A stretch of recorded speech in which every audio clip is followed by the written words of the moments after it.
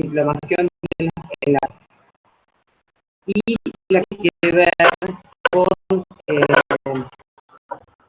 básicamente con el calibre de los vasos. Se clasifican en vasos de gran, mediano y pequeño calibre, y la que sí tienen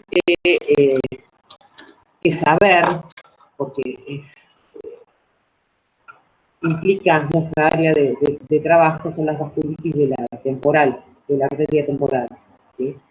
A esa prestenle más atención. Capaz que es un poco largo, léanlo, sepan el concepto y sepan más o menos la clasificación. Nadie les va a pedir la clasificación y todos los nombres, pero sí sepan la vasculitis de la arteria temporal, ¿sí?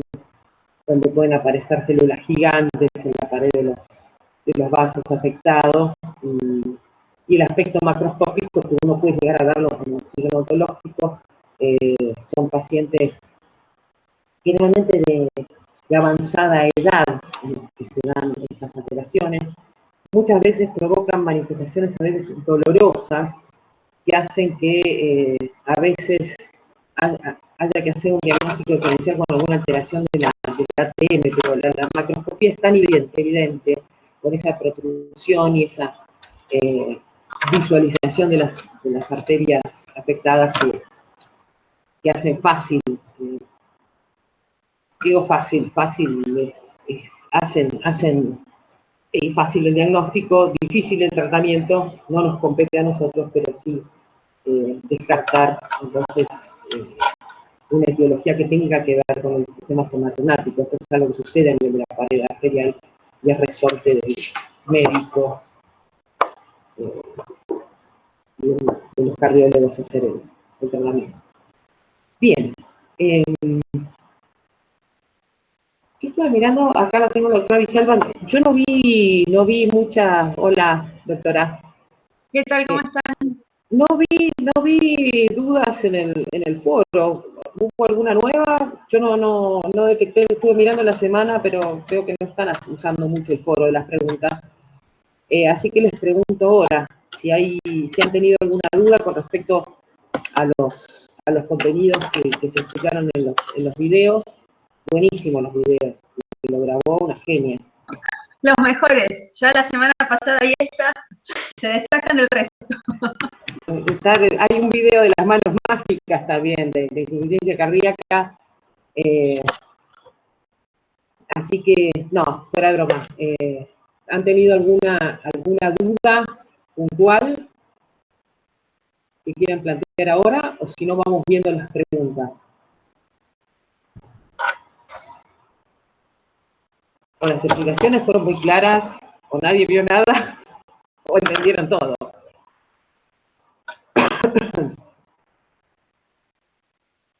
Yo voy a buscar, a ver si tengo acá las presentaciones abiertas.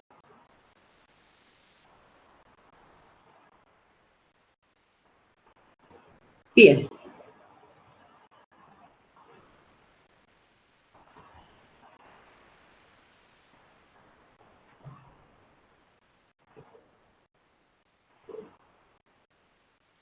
Vamos a empezar entonces por la primera pregunta, que tiene que ver con la placa de ateroma.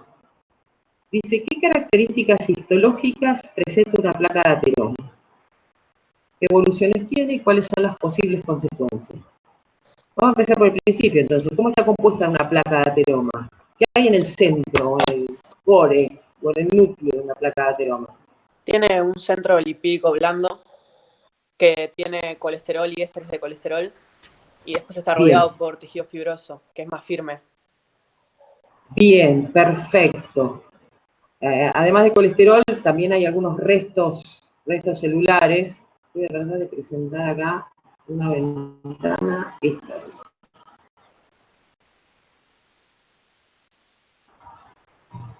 Empecé por los factores de riesgo, porque acá ya no hablamos de factores etiológicos, sino de factores de riesgo. ¿Se ve ahí la presentación? Buenas tardes. Sí. Hola, doctor. Sí, sí. Bien. Hola, Germán. Hola. Y vamos a entrar. Creo que estos esquemas, que están tomados del libro de Robbins, resumen bastante bien todos los eventos que van a tener lugar durante la formación de estas placas de ateroma. Hoy no tenemos un experto, así que Germán, te aviso que esta es tuya, te paso la pelota delante del arco. Lo que vos digas, no hay problema, no hay problema. Acá la pregunta, y me voy a ir a esta, que capaz que sea la más, esta o esta, cualquiera de las dos, que tienen que ver entonces con qué características histológicas presenta una placa de ateroma. Los chicos recién estaban diciendo muy bien que vamos a tener este colesterol, el resto de cristales de colesterol. ¿De dónde provienen estos cristales de colesterol que tengo dentro del núcleo de la placa de ateroma? Esos son macrófagos. Perdón. Bien. De los macrófagos que fueron fagocitando y estallaron y, o sea, pasaron a ser células espumosas y después estallaron, los liberaron. Bien, ¿solamente los macrófagos? Ping, esa pregunta maligna. ¿Los polimorfos nucleares? No, esos no. Esos no. Esos no. En esta patología hay otra célula que tiene capacidad fagocítica y también puede llenarse de colesterol.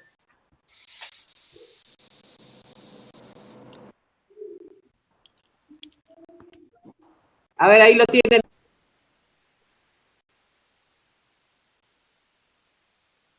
Los musculares Escrito, chicos. musculares lisos. Bien. Y acá Noelia pregunta si las células espumosas son formadas de lípidos. ¿Qué son las células espumosas? A ver si le aclaramos a Noelia. ¿Serían macrófagos con vacuolas de lípido adentro? Y en este caso, ¿qué lípido va a ser el que está fagocitando esos macrófagos? Colesterol. Bien. Eso que les quede claro, ¿se entendió, Noelia?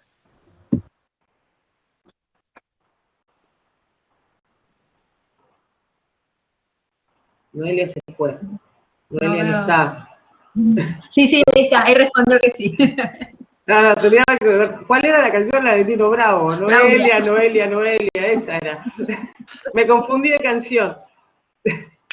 Era Laura, Laura no está. Bien.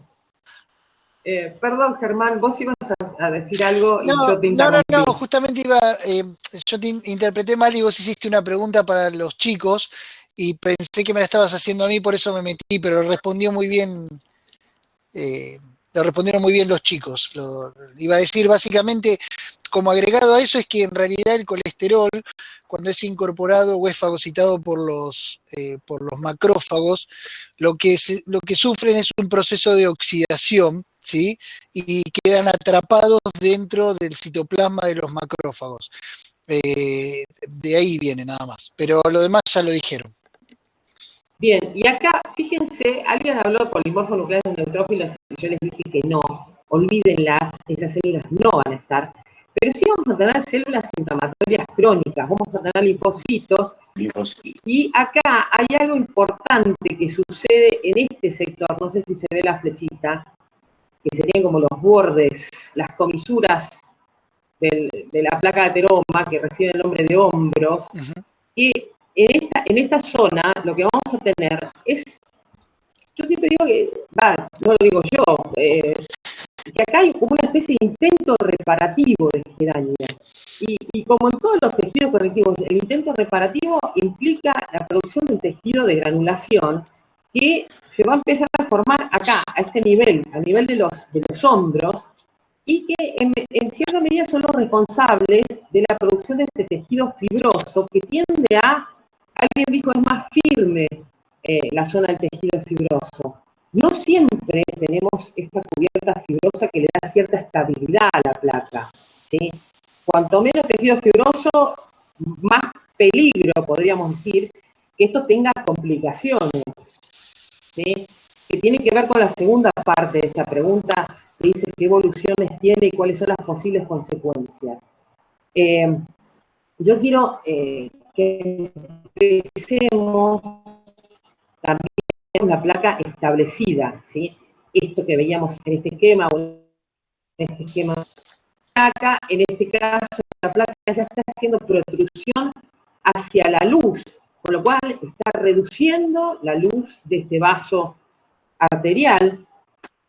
Pero esto comenzó antes, con este acúmulo de colesterol en esta zona. ¿Dónde empieza la lesión? Esta es pregunta también de los exámenes. ¿Dónde comienza la lesión de la aterosclerosis? A ver si alguien me contesta. ¿No era capa íntima? Exacto. La lesión comienza a nivel de la íntima, pero termina involucrando a toda la pared de la arteria.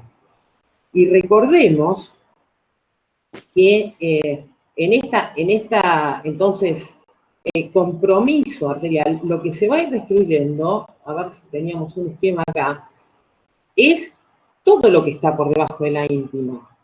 Y lo que vamos a ir perdiendo es esta lámina elástica, se va perdiendo entonces parte del contenido de las fibras musculares lisas, lo cual va a ser responsable de esta parte del nombre, de esta esclerosis. ¿Qué quiere decir la palabra esclerosis? A ver, ustedes vieron la dentina esclerosa ya en cardiología. ¿Qué quiere decir la palabra esclerosis? Les dije, se pierden fibras elásticas, se pierde fibra muscular.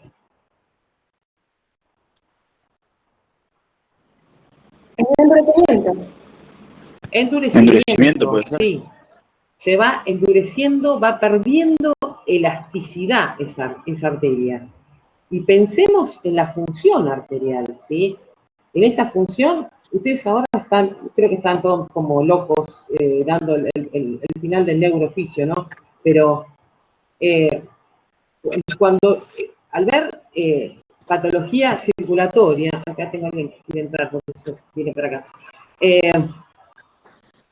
Las arterias tienen esa función de regular, por un lado, la presión o ese flujo de sangre a través del árbol circulatorio, a expensas de la relajación de esa pared o de la elasticidad que tiene esa pared arterial. Si esa pared arterial pierde elasticidad, ya funcionalmente esas arterias van a tener problemas, ¿o no? Y acá, Germán, ayudamos un poco. Nosotros dijimos que esta es una lesión que comienza a nivel de la íntima, ¿no es cierto? Donde fundamentalmente lo que tenemos son alteraciones, por un lado, dentro de esas células endoteliales que recubren esa luz o tapizan la luz arterial, ¿no es cierto? Que van a permitir o van a facilitar, por un lado, el pasaje de ese colesterol, por un lado tenemos el riesgo de si está aumentado ese colesterol, especialmente el de baja densidad, el LDL, o colesterol malo, como le dice el vulgo, es el que va a poder atravesar fácilmente esas células endoteliales y puede estar facilitado por una disfunción de estas células endoteliales. Uno de los factores que provocan alteraciones en el funcionamiento de la célula endotelial son situaciones de estrés, ¿sí? Donde si yo agarro la célula, imagínense que uno pudiera agarrar la célula endotelial y la empieza a tironear, ¿sí? Ese tironeo a veces hace que empiecen a expresar factores de adhesión sobre la superficie. Y pongo los dedos así porque son como pelitos moleculares que permiten que se peguen, entonces, células, los monocitos, que son los que transportan ese colesterol. Y, ¿a qué viene todo este relato? Que en la situación donde yo tengo rigidificada esa pared, una de las consecuencias posibles es que aumente la presión intravascular, ¿sí? La presión sanguínea. El paciente se le dice que tiene hipertensión arterial. Tómenlo así porque ustedes todavía creo que no vieron fisiología circulatoria, ¿sí? ¿Lo están viendo? Lo estamos viendo ahora. Bien. Y acá hay una historia que es como el huevo y la gallina, ¿sí? ¿Quién vino antes, la hipertensión o la aterosclerosis? Porque la aterosclerosis va a producir hipertensión, pero la hipertensión o el aumento de presión también va a favorecer la aparición de la aterosclerosis. Se dan cuenta que hay muchas patologías en donde están imbrincadas, es la palabra, no sé si la estoy usando bien, o entrelazados, muchos de los factores que son predisponentes con el resultado de esta patología. Y hablo de esto porque es una patología compleja. Nosotros tenemos una clase de 2 horas y hay tratados al respecto. Me da un poco de vergüenza hablar de esto delante del doctor. No, por favor. Estoy aprendiendo, Ana. Porque él es un investigador del tema. Así que yo estoy tratando de simplificarlo al máximo. La verdad, ahora no estoy ni queriendo quedar bien ni nada, pero estás dando una charla con ultra detalles que la verdad yo lo he dado hasta hace unos años atrás en los cursos de posgrado, así que no, está muy bueno, Ana. No tengo mucho que agregar. Lo único, a ver, esto no es que hay que agregar en contenido, sino para el entendimiento de los chicos que por ahí recién están viendo fisiología, y esto va muy de la mano con lo que es la hemodinamia dentro de los vasos sanguíneos.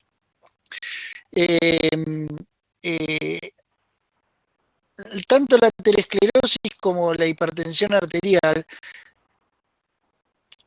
es decir, uno no puede atribuir, a no ser algunos casos muy puntuales como la hipercolesterolemia o la hiperlipemia, que sí son excesos en la exposición de ácidos grasos, colesterol y demás de las células endoteliales, pero si no, son químicas multifactoriales. Y acá juega un rol muy importante lo que les dijo Ana, que es el comienzo de la disfunción endotelial. Después hay un montón de factores de riesgo que predisponen o agravan esa disfunción. Dentro de esos factores de riesgo hay algunos que están acá en esta guía, pues son modificables y no modificables, ¿sí? Los no modificables son la predisposición genética, la predisposición familiar o antecedentes familiares que hayan tenido esta enfermedad, el frecuente en hombres que en mujeres, ¿sí? Sobre todo hasta o durante la edad fértil de las mujeres. Después de la menopausia, el riesgo de padecer este tipo de alteraciones vuelve a acercarse a la de los hombres, digamos, ¿sí? Ese riesgo. Y después tenemos otras patologías asociadas que son modificables, como la hipertensión, la hiperlipemia, etcétera, etcétera, que están ahí definidas, la diabetes también. Todos estos factores lo que generan es una disfunción endotelial como punto de partida de toda esa serie o esa cascada de eventos que termina en la formación de una placa, que empieza mínimamente con un depósito progresivo de ésteres de colesterol en la íntima de las arterias y termina con los años en la generación de una placa establecida, complicada, sintomática o asintomática, ¿sí? Pero bueno, sí, eso que decía el doctor es que cuando empiezan las lesiones, a ver, está esta, donde empezamos a tener un poquito de colesterol y algunas células que se empiezan a cargar, en realidad es una patología, yo creo que debe ser algún gen que heredamos de los neandertales o de los cromañones, porque todo el mundo tiene algún grado de compromiso a nivel de su árbol arterial, que es progresiva y que es bastante silenciosa hasta que esas lesiones, como dice acá, que esto sería la historia natural de la aterosclerosis, desde una estría grasa inicial, que tenemos unas fotos, esto está tomado del libro Robbins, así que vayan al libro. Ese colesterol lo vamos a ver en un corte histológico incluido en parafina, coloreado con hematoxilina y oxina. ¿Se ve el colesterol? No. No. porque en el procesado lo perdemos. Eso, si yo quisiera hacer un corte por congelación. Pero fíjense, esto que ven acá es la íntima, la luz sería lo que está pintado de negro en esta foto.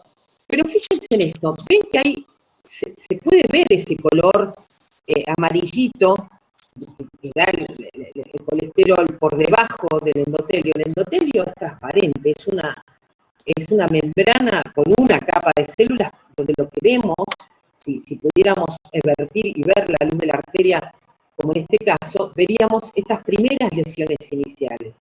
Y fíjense una cosa importante, la localización de estas primeras lesiones.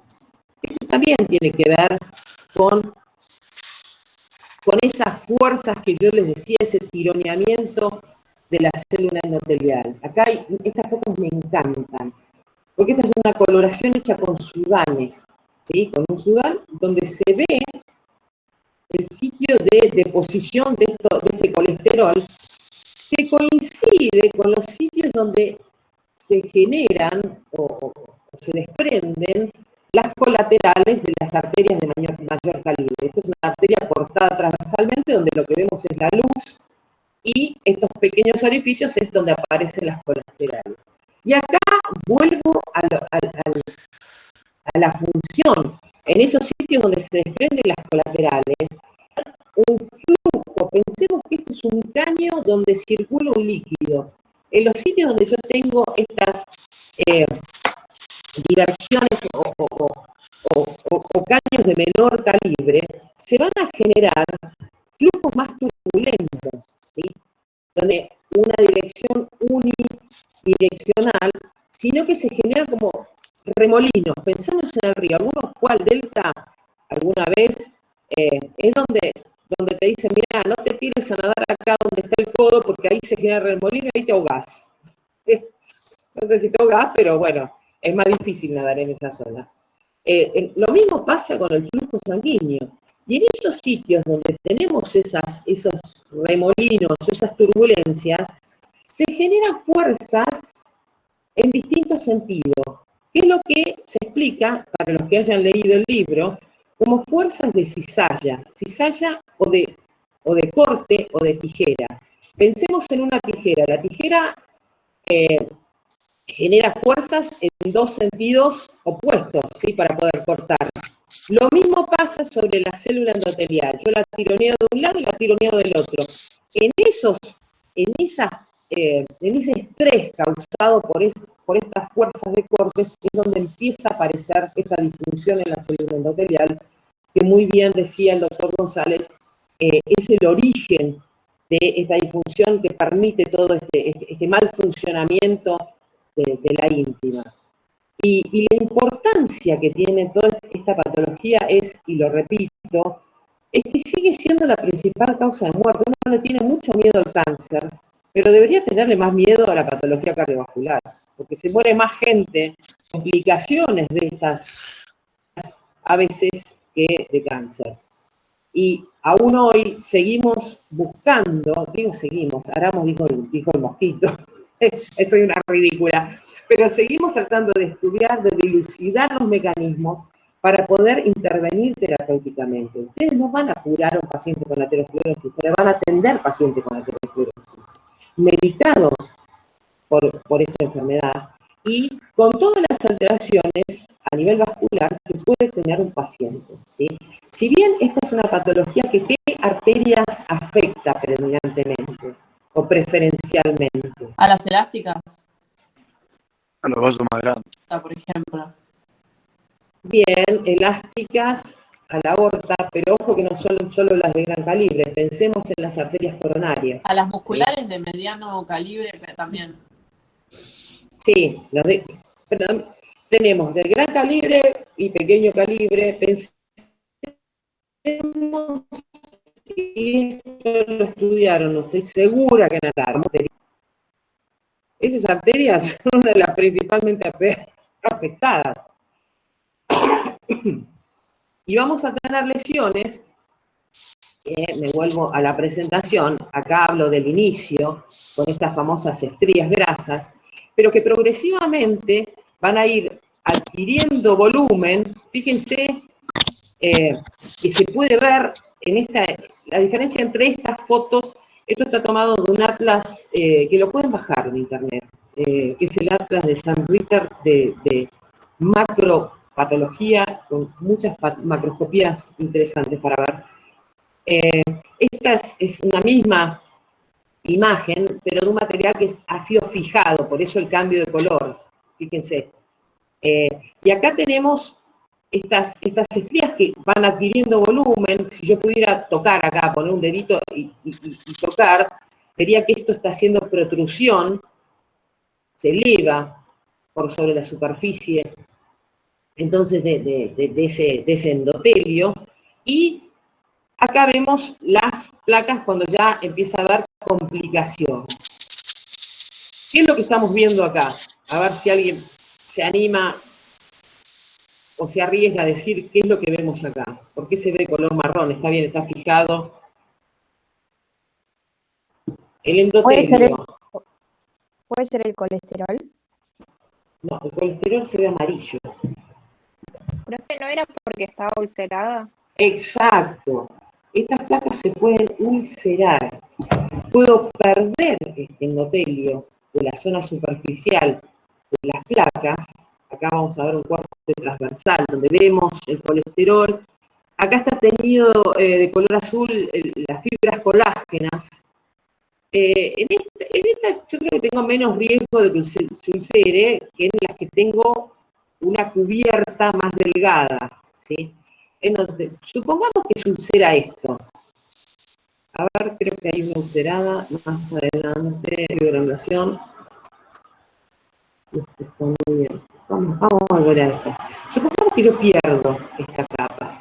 Todo este contenido, esta papilla ateromatosa, atere quiere decir papilla, se vuelca al árbol circulatorio, ¿sí?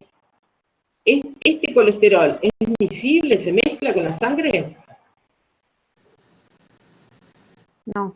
No. Y entonces, ¿en qué se convertiría este contenido si se vuelca dentro del árbol circulatorio? Lo vimos la semana pasada. ¿Cómo? En un émbolo. En un émbolo. Tendríamos un émbolo lipídico.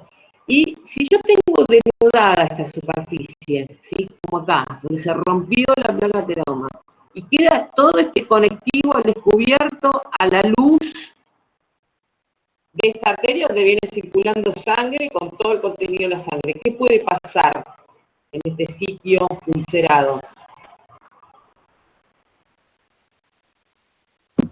¿Qué complicación puedo tener? Una hemorragia.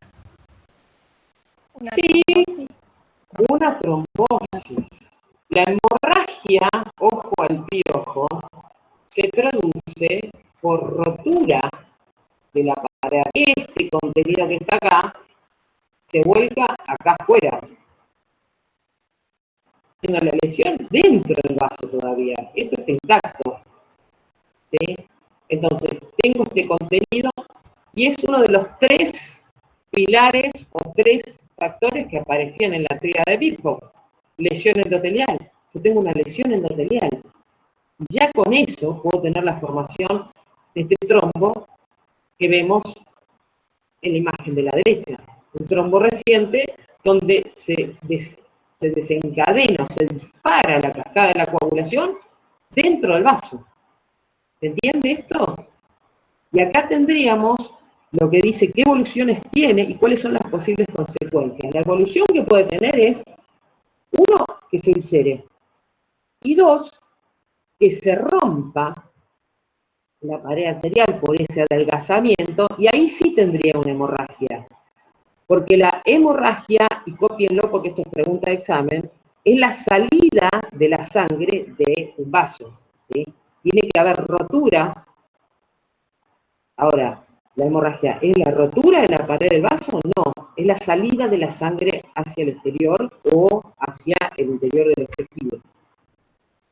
Está claro esto, ¿no? ¿Un aneurisma qué es? A ver, ¿hay una pregunta de aneurisma por acá? Sí, la última. Paso de la primera a la última. ¿Qué es un aneurisma? A ver, chicos. Es como un debilitamiento de una zona de la pared de vaso sanguíneo. ¿No es la dilatación, profe? Es la dilatación. ¿Todos vieron los videos? Esto es maldad lo que estoy diciendo. ¿Vieron los videos? Sí, yo los vi. No. Sí, profe. ¿Entendieron aneurisma? Que me quedé más con algunas dudas, pero A ver, ¿cuál es la duda? Si había un error en ese video. A ver, ¿quién me dice cuál era el error?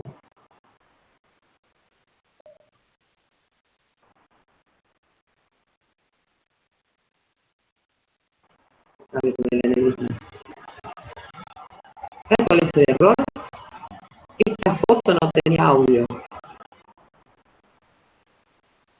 Igual no sé cómo vieron los videos. Nadie lo llamó la atención de esto. Les pido que miren el video y que se quejen. Porque no es la grabación de estos videos. No sé por qué me quedó sin audio. Un aneurisma es la dilatación en la pared, entonces, de una arteria, que según la forma puede ser sacular cuando involucra un lado de la pared, puede ser fusiforme, ¿sí? Estos son los que reciben el nombre, a ver, estos son frecuentes en el polígono arterial de Willis, por ejemplo. Muchas veces esto se puede deber a la presencia de una placa de ateroma que debilita la pared, o puede deberse a otras patologías que debilitan la pared, como algunas vasculitis que se producen en la sífilis secundaria, en los estadios tardíos de la sífilis, donde, por ejemplo, en la aorta se afectaban los vasa vasorum y eso producía un déficit nutricional en la pared muscular de la aorta principalmente, y eso produce ese debilitamiento que con la presión de la sangre va a hacer que esta zona se dilate, ¿sí? O puede deberse a una alteración congénita, donde ya de nacimiento haya una debilitación en la pared de estas arterias. Es un problema en estos aneurismas, ¿cómo que se llaman? Verbiform, en fresa, en forma de fresa. Yo nunca le vi la similitud entre una fresa y un dilatación en pero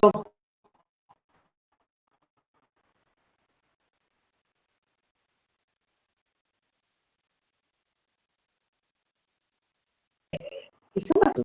El paciente, si tiene estas más intracraneales, tiene una manifestación semejante a las, pero que hay y ese aneurisma puede estallar una hemorragia, y la complicación más grave. Tenemos estos aneurismas que son los que reciben el nombre de aneurismas verdaderos, y las disecciones, que en algunos libros todavía se los sigue llamando aneurismas disecantes o aneurismas falsos, pero en realidad es una disección que se produce por una hemorragia dentro de la pared de estos grandes vasos, donde se lesiona el endotelio y la sangre empieza a entrar disecando, separando los planos musculares y metiéndose dentro de la pared de la arteria, ¿sí? Fíjense que lo que se está produciendo es entonces una salida de sangre de la pared exterior de la arteria. Esto sería un hematoma, y que también entonces lo podemos ver dentro del árbol vascular arterial. No sé si quedó un poco más claro ahora el tema del aneurisma. Igual todo lo que pueda llegar a decir yo está escrito, así que léanlo. Quedó un poco, o seguimos teniendo no, profe, dudas. quedó bastante claro. Bien.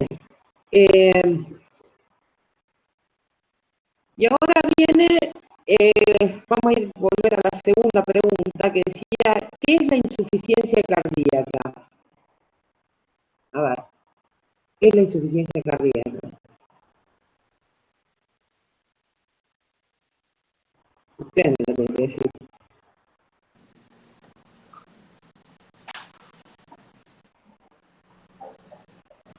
Es la incapacidad de bombear sangre del corazón con velocidad y cantidad suficiente.